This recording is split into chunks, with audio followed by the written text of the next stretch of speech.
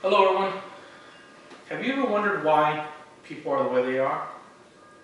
I know I have.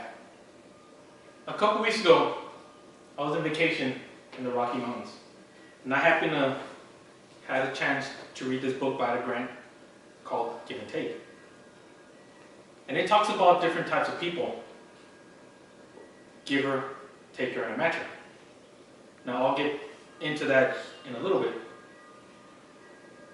Now, have you ever been at a restaurant or a basketball game, or even sitting in a bus, and you look next to you and you see an individual, and you ask yourself, I wonder what type of individual they are? Are they good people? Are they bad people? Are they funny? Or are they giver and takers?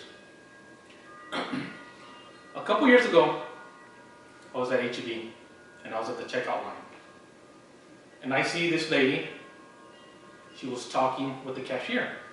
I couldn't make out what was going on, so I stepped up a little bit more to see what was going on. And I overheard the lady tell the cashier to put stuff back because she was short of money. So she's putting back milk, some bread.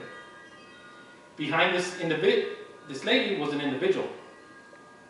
And he leans up and asks the cashier, well, how much is she short? Cashier tells him $40. This individual reaches into his pocket, pulls out his wallet, and takes out $40 and pays for the rest of the groceries that the lady was short on. Now, at that point, to me, this individual was a giver. A nice person. But we also have different types of individuals. Right here, we have my little 4-year-old unicorn. And believe me, she is a taker. It's all about what she wants. You go to Walmart, she wants a toy, or a candy, or cookies. Now, she's a little of a matcher also. If you bribe her, she'll go help you clean the room. But you have to give her candy, or a cookie, or even a juice. Now, what worries me is, what is she going to be like in 15, 20 years? Is she going to be a taker, which is going to backward me, or is she going to be a matcher or a giver? I hope she's a giver. My experience with people is that most are takers or matchers.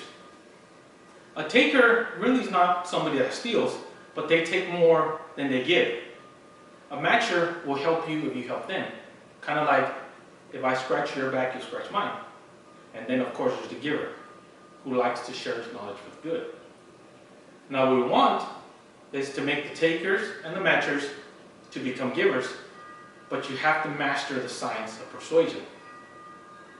Now, we have an individual named Heidi Roizen.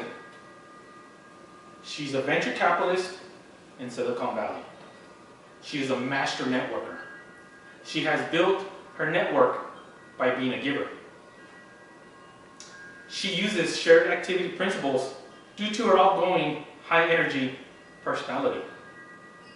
She likes to meet interesting and smart people, but she also is very careful to leverage her contacts.